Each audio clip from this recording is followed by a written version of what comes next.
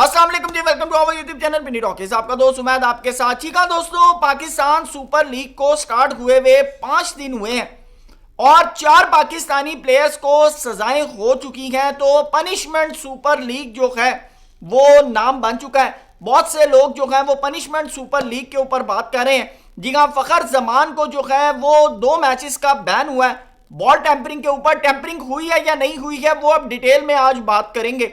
उसके बाद नसीम शाह को, जी हाँ, नसीम शाह को खबरें आ रही हैं कि 2 साल का बैन होना था। पाकिस्तान के फॉर्मर प्लेयर बासित अली ये कह रहे हैं, लेकिन वो कह रहे हैं कि पाकिस्तान क्रिकेट बोर्ड के चेयरमैन ने कहा कि बैन इतनी ज्यादती ना करो। तो फिर जो कमेटी थी उसने कहा कि इनको 2 करोड़ का फाइन कर दें। अब वो फाइन भी उनको होना चाहिए था या नहीं होना चाहिए था, क्योंकि कसूरवार उनका मैनेजर है। कसूरवार उनका मैनेजर है। फाइन उनको होना चाहिए था या नहीं होना चाहिए था, वो भी इसके अंदर डिस्कस करेंगे। और शाहीन शाह अफरीदी, जी हां, उनको लाहौर कलंदर की तरफ से ब्रीच ऑफ सिक्योरिटी प्रोटोकॉल्स के रीजन में 10 लाख रुपए जो है वो जुर्माना हुआ है। जबकि उनकी टीम के प्लेयर सिकंदर रजा कहते हैं कि अगर जुर्माना करना है तो मुझे करो। जी हां, वो मैटर क्या है वो भी आपके सामने रखूंगा। और चौथा हसन अली साहब, जी हाँ, वो मेरे ख्याल से जो जुर्माना है मैच फीस का, वो मेरे ख्याल से अमूमन प्लेयर्स के दरमियान जो है वो होता है, वो एग्रेशन दिखाने के ऊपर जो है उनको 10% जो है वो मैच फीस का जुर्माना हुआ है। वो भी आपके साथ डिटेल में बात करेंगे। चैनल पे नहीं आए हैं तो उसको सब्सक्राइब जरूर करें, वीडियो पसंद आए तो लाइक भी करें और कमेंट सेक्शन में अपनी कीमती राय से जरूर आगाह कीजिएगा। वीडियो थोड़ी लंबी हो जाएगी तो इत्मीनान से सीट बेल्ट बांध के ना पूरी वीडियो जरूर देखिएगा। जी हाँ दोस्तों, आपको बताते चलें कि फखर जमान को 2 मैच का जो है वो बैन हुआ है। जी हाँ, और ये होना था। ये मैंने आपको पहले कहा था कि अगर मैच के फौरन बाद जब रेफरी ने फखर को बुलाया था और अगर फखर को कहा कि आपने बॉल टेम्परिंग की और अगर फखर कहते हैं हाँ जी मैंने की है, तो शायद एक मैच का जो था वो उनके ऊपर बैन होता।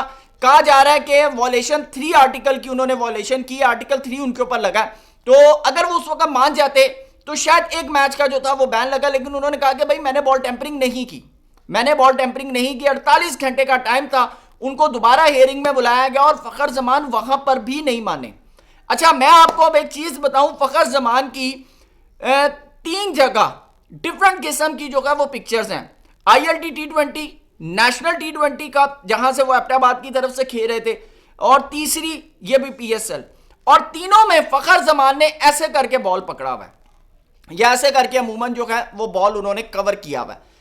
उन तीनों की अगर आप फुटेज देखें, आप तीनों की अगर पिक्चर्स देखें, आप सोशल मीडिया पर जाकर जो है वो सर्च कर सकते हैं कि फखर जमान ने जो है वो बॉल को मशकूक तरीके से, आप इसको कह सकते हैं, या इनअप्रोप्रिएट तरीके से आप कह सकते हैं कि उन्होंने बॉल को पकड़ा हुआ है।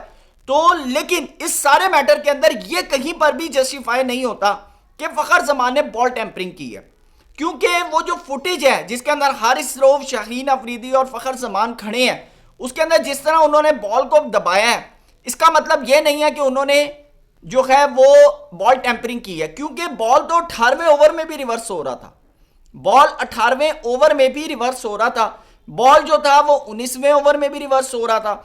और मैं आपको बताऊं कि ये जो रिवर्स स्विंग के लिए ये जो बॉल बनाना होता है ना, ये इंटरनेशनल और लीग मैचेस में नॉर्मल चीज है।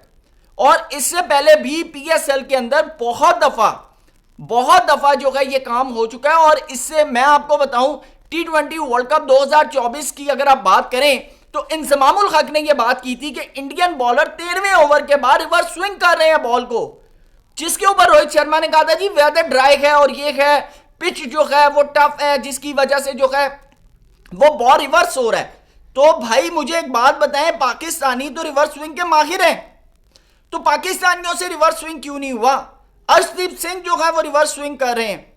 तो ये जो चीज होती है ये नॉर्मल प्रोटोकॉल होता है। और तमाम बॉलर जो हैं या तमाम जो टीमें हैं वो बॉल बनाती हैं, उसका मेन नॉर्मल प्रोटोकॉल क्या होता है, वो उनके पास कड़ा होता है, वो कड़े में से बॉल गुजारते हैं। अगर तो बॉल गुजर गया तो ठीक है, अगर नहीं होता वो कहते हैं डी शेप हो गया, बॉल चेंज कर दें। सिंपल ये एक प्रोटोकॉल होता है। लेकिन मेरे ख्याल से इस मसले को जिस तरह जो है वो हाईलाइट किया गया, आप सिर्फ सपोज ये सोचें कि अगर ये मसला IPL के अंदर हो तो क्या इतनी ज्यादा जो है वो इसको हाईलाइट किया जाए? मुझे नहीं लगता कि इतना हाईलाइट किया जाएगा। लेकिन फिर भी अंपायर की तरफ से जो है वो इसको नोटिस किया गया है। और लेकिन नोटिस करने के बावजूद जो मेरा पर्सनल ओपिनियन है वो यही है कि वो जो फुटेज है वो मेरे ख्याल से ये नाकाफी है सिर्फ ये ब्लेम करने के लिए कि फखर जमान ने बॉल टेम्परिंग की। और सिंपल इज डैट, इसका मतलब ये है कि आप ये कह रहे हैं कि Fakhar Zaman is a cheater, Fakhar Zaman is a cheater, Fakhar Zaman ने चीटिंग करके मैच जीतने की कोशिश की है, सिंपल। और ये इससे पहले वकार यूनस के ऊपर भी लग चुका है, शाहिद खान अफरीदी पे भी लग चुका है, उमर गुल के ऊपर भी लग चुका है।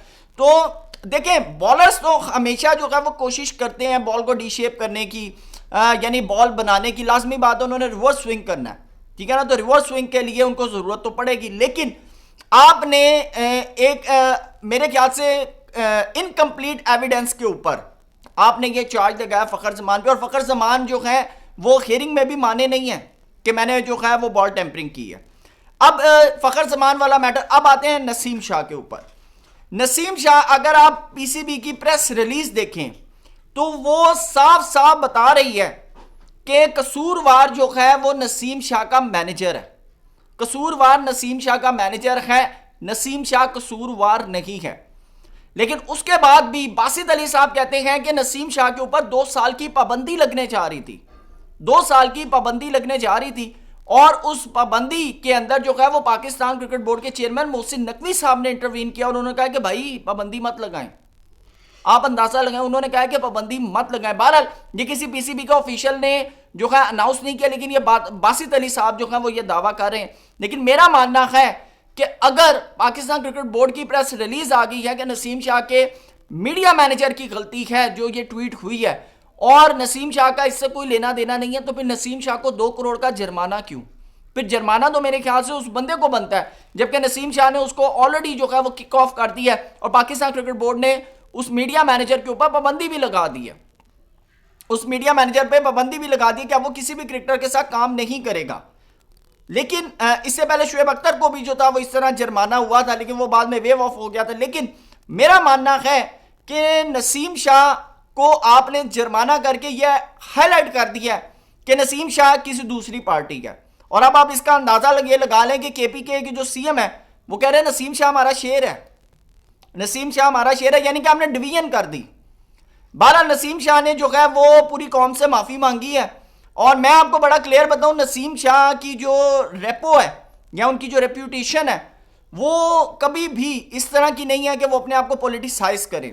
ये मैं आपको बड़ा क्लियर बता दूं, वो बहुत यानी कि सॉफ्ट स्पोकन प्लेयर है और उसके कभी भी एटीट्यूड जो है वो इस तरह का नजर नहीं आया, ना उसके अंदर एग्रेशन इस तरह नजर आया।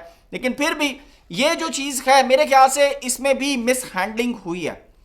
थर्ड पॉइंट, जो शाहीन शाह अफरीदी को 10 लाख रुपए का जुर्माना हुआ है। अब ये मसला क्या था? मसला ये था कि सिकंदर रजा के कोई रिलेटिव आए हैं, बेसिकली उनका बैट लेके आए हैं, तो वो आकर मेन लॉबी में मिले होटल जहां पर पूरी टीमें ठहरी हुई हैं।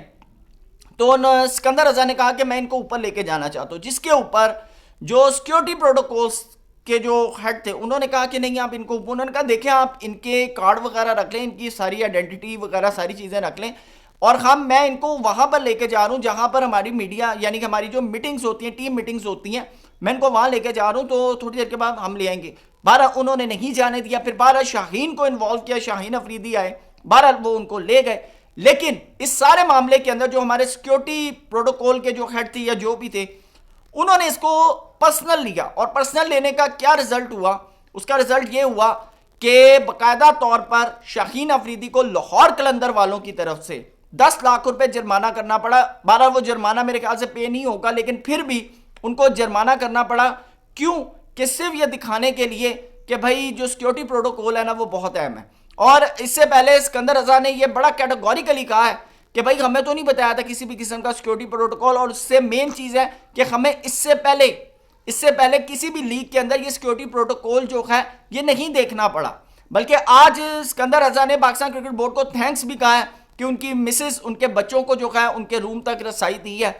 ये उन्होंने कहा है कि बड़ी मेहरबानी पाकिस्तान क्रिकेट बोर्ड की कि उन्होंने जो है मुझे अलाउ किया मेरे बीवी बच्चों से रूम के अंदर मिलने के लिए। आप अंदाजा लगा लें। अब इसमें अमूमन क्या होता है कि भाई जब वो अपनी आइडेंटिटी दे रहे हैं, अपनी हर चीज़ आपके पास सरेंडर कर रहे हैं, तो आप मिलने दे। और क्यों नहीं मिलने दिया गया कि जी वहाँ पर और भी बहुत से प्लेयर्स जो हैं वो मौजूद हैं, जिसकी वजह से जो है वो सिकंदर रजा उनको नहीं लेकर जा सकते। तो मेरा एक पर्सनल मानना है आप इसको जो है किसी और तरीके से भी टैकल कर सकते थे। लेकिन अब 3 दिन के अंदर ये 3 मेन केसेस, और उसके बाद चौथा जो है वो हसन अली का, उन्होंने नसीबुल्लाह को अग्रेशन दिखाया। और ये तो अग्रेशन जो है ये तो एक नॉर्मल सी चीज़ है, और मेरे ख्याल से ये अगर क्रिकेट के अंदर ना हो तो फिर क्रिकेट देखने का मज़ा नहीं आता। बहरहाल उसके ऊपर जो है उनको 10% जो है वो मैच फीस जो है बाकायदा तौर पर चार्ज की है। लेकिन एक और चीज़ है कि आज पाकिस्तान क्रिकेट बोर्ड ने बाकायदा तौर पर प्लेयर्स के लिए एक एडवाइजरी भी जारी कर दी है। जी हाँ, वो मैं एडवाइजरी भी आपके साथ शेयर करता हूँ, और वो बड़ी अहम है। वो जो एडवाइजरी है पाकिस्तान क्रिकेट बोर्ड की तरफ से वो बड़ी अहम है, और उसके अंदर कैटेगोरिकली ये बातें जो हैं उन्होंने की हैं। उन्होंने कहा है कि जी कोई भी प्लेयर, जी हाँ, उन्होंने कहा है कि जी पीसीबी ने मीडिया पॉलिसी के हवाले से खिलाड़ियों को तनबीह कर दी है। क्रिकेटर्स को सेंट्रल कॉन्ट्रैक्ट के कवायद और जवाबित पर सख्ती से अमल दरामद करना होगा। पीसीबी ने कौमी क्रिकेटर्स को सियासी पोस्टें करने से सख्ती से मना किया है। ये मैं पहले भी कहता हूं कि भाई प्लेयर का काम नहीं बनता कि वो किसी भी किस्म की पार्टी के हवाले से जो है वो पोस्ट करे। मुतनाज़ा पोस्ट करने पर खिलाड़ियों को भारी जुर्माने किए जाएंगे। यानी कि अब ये जो नसीम शाह वाला जो ट्रेंड है अब ये आगे भी कंटिन्यू होगा, आगे भी जो है वो कंटिन्यू होगा।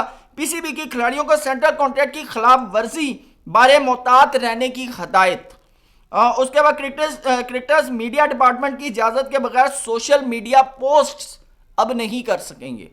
तो पाकिस्तान क्रिकेट बोर्ड जो है वो अब एक्टिव हो गया नसीम शाह वाले मैटर के बाद। लेकिन मेरा मानना है कि आप कमेंट सेक्शन में जरूर बताइएगा कि ये जो 4 सजाएं हैं इनमें से कितनी सजाएं जो है वो पाकिस्तान क्रिकेट बोर्ड ने सही दी हैं और कितनी गलत दी हैं। फैसला आपके ऊपर है, कमेंट सेक्शन में जरूर बताइएगा। थैंक यू सो मच, अल्लाह हाफिज़।